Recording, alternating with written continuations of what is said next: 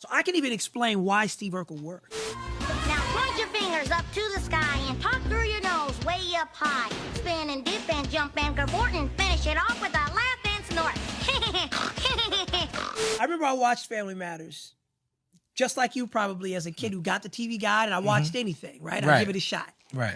And I remember I watched it on a night, as a matter of fact, when Mike Tyson was going to fight Frank Bruno. Okay. That was a Friday night fight. Normally fights were on Saturday nights. And I was like, man, this show ain't funny. Right? And so then my dad got home in time and was like, now it's time to watch the fight. Right. And then like weeks later, I got an audition to be on the show. So you obviously look at it differently. Yeah. Now it's hilarious. To be on it. No, not necessarily hilarious. You're just happy to get the opportunity to be on TV. Right. But I still knew this was that show that wasn't as funny as the Cosby Show at the time. Dun, dun, dun, I said it. Dun, dun, dun. Right? But what happened is when you would get these shows, all the writing staff, they were all white. And then the cast was all black. So Norman Lear and his team were probably the best at mitigating the cultural differences between the writer's room, and the stage, and still coming up with magic. A lot of places, that was a failed experiment. Yeah. So I would even look at older episodes before I even got to Family Matters. There's 12 episodes I'm not in. Aren't you in episode 6 on a walk-on? I came in episode 12. Right, but wasn't there an earlier episode that aired? Because this is what's interesting. I was looking at the first season, and like when you watch it in order, right? You get to episode 6, and you walk on. Yes. But you walk on and clear. Carl knows you. Let me explain. Okay, my bad. No, it's good. Right. So what they did was, okay, let me finish. Bring me back to that. I want to finish my earlier point. So there's even an early episode where Thelma Hopkins comes in the door after like a long day of work, and she's exhausted, and she's like, "Oy vey." And I look at that now, and that's so loud. I was like, they let that black woman come through the door and just say, "Oy vey," like that was her exhaustion for the day. Right. Back then, you didn't question your writers too heavily. If you did that, that was like, whoa, you're telling the writers what's inappropriate. You know what I'm saying?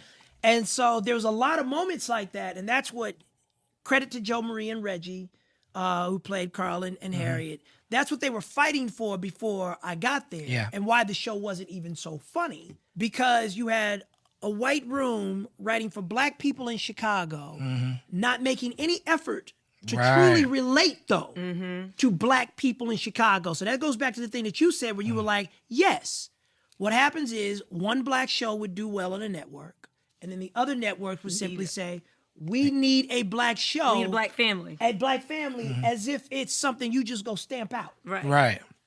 Period. Just so what do? They contact their top-ranking producers, and they say, who can go put us together a package together fast enough? And it's a race, right? So then our producers say, okay, well, look, we already have a black woman on this show, Perfect Strangers. Okay, so grab her.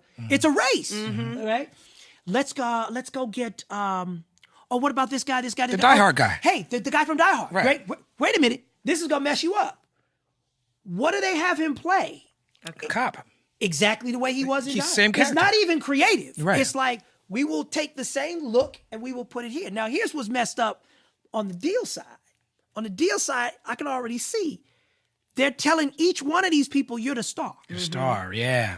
Then they call up Thelma Hopkins, because I'm sure the network's like, is she an OG at this point? Yeah, they're like, these two are probably still not big enough stars. Can you get us anybody else? This is what executives do. They just push and push and push about star power instead of chemistry. You know, and stuff that we really should matter. So they tell Thelma Hopkins, like, hey, you come be on this show. You're really the star. You really the star of the show, because people really know more of you. Right. Know you more. Give me a break at that point. Boom. Right. Then I come in, and it's like, hold up, y'all lied to us. Right. There's my one spot. So do you see the hustle? Yeah. Now, as far as my character is concerned, the thing that I always love is Steve loved cheese, polka. He played the accordion. Did he eat mice? He did, yeah. He ate mice. But bottom line is weird. Everything about the kid. He was a weird black guy. Yeah, everything about him was white and weird. Yes. So it made him as a character easy to write for the writers. They were excited now. Like, they were hyped now. They were like, oh, Blurs didn't exist in the mainstream. There was no representation. Finally, we got something we can write for. Right. And then just, now this is where I will tip my hat a little bit. Just as a credit to myself, I would find a way to inject soul and a uniqueness. Because all I was really doing was a bad Ed Grimley impersonation. There it is. With a little sprinkle of Pee Wee Herman in there. And my voice was already high. I was calling Toys R Us doing price checks, and they thought I was a woman on the phone. so I was, my man is cracking up. He was like, this was my reality at age 13. Right. Anyway, look at it. He still won't come up for air. He still won't come up. That's funny. So that was being able to create a character. To bring it short, is that the writing staff could finally identify with. And then suddenly my character just became something to, just a catalyst to create conflict with almost anybody in the house. Yeah.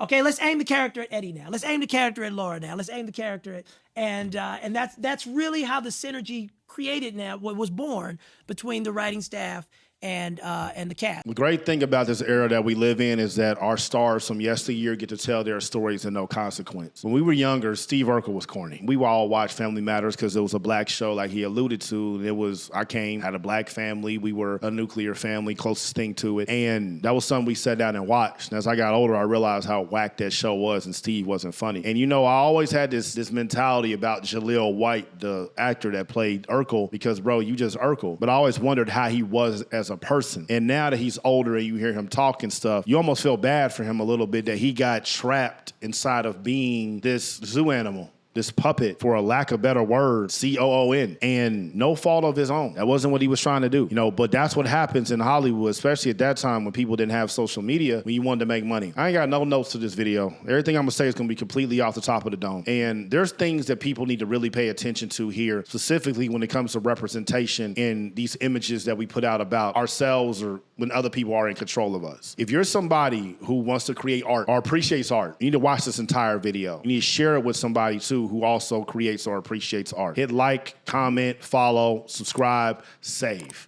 Make sure you watch the entire thing. My ducks, my swans, welcome to the pod.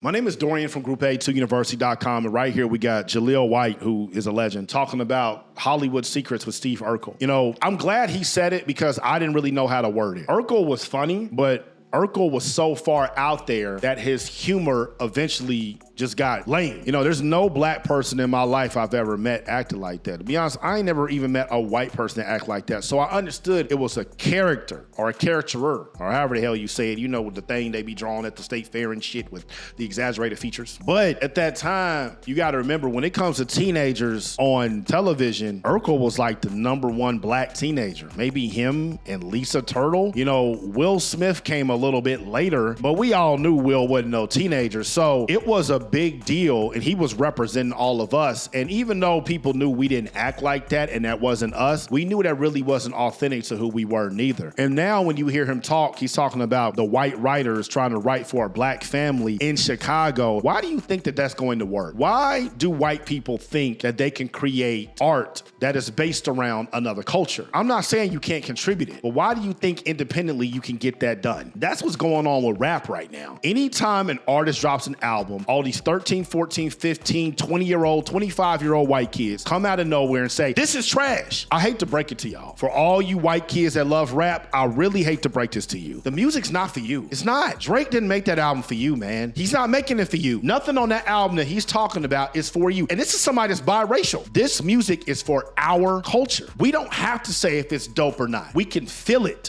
the moment that it comes on. We don't have to read the lyrics along while we're listening to rap because we can decipher what's being said because we live it. And even if we don't live it, we know someone that does. Therefore, we got all the context. We understand the double and triple entendres. Y'all on genius.com trying to read this. I ain't saying nothing's wrong with that. I go to some of them sites sometimes when I really want to know what someone is saying. But for me to get the gist of rap, I don't need to do that. I'm already attuned to it because I was born into it. This is my culture. So we got these white label execs, and we got these white A&Rs telling black people how to make black art. Why do you think we would listen to you? You don't know nothing about being black. Y'all didn't invent rap. We did. So we don't need your insight. You want to come in, you want to contribute, give your version of it? By all means, do that. We appreciate it. A la Eminem. But y'all always trying to tell us what we should and shouldn't be doing or how things should go. You don't know shit. You don't. And there's so many people in LA right now, screenwriters, video directors, producers, and you're working with black people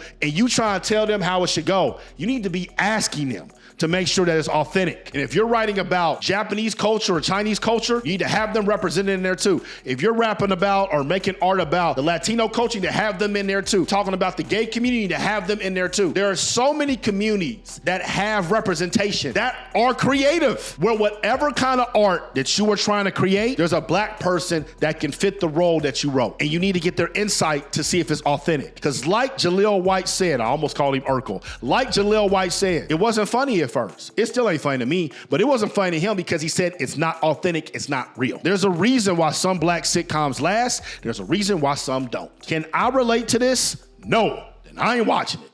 And that's real. And the only way that black people can relate to things 98% of the time, if there's other black people on screen. Because when I see non-black people telling black people how to do things, how they talk, how that, I'm not listening to you, man. Just like you wouldn't listen to me if I'm telling you how white people talk or how white girls do stuff. I don't know nothing about being no damn white girl. Just like you don't know nothing about being no black man. So why are you trying to tell us what to do? We don't need your opinion. Your opinion means shit. It means nothing. We don't need it. We don't need y'all to tell us how to make art. Go make your art about your life experiences, about your family, and we'll continue to make our art about our life experiences, about our family, and about our culture, which is rap. It's hard for y'all to believe, but it's the truth. Shout out to Jaleel White.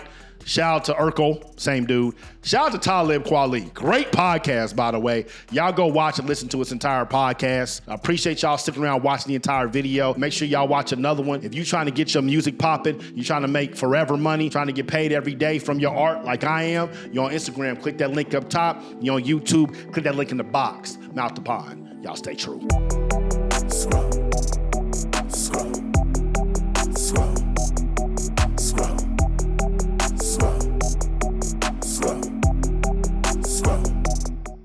Group82University.com.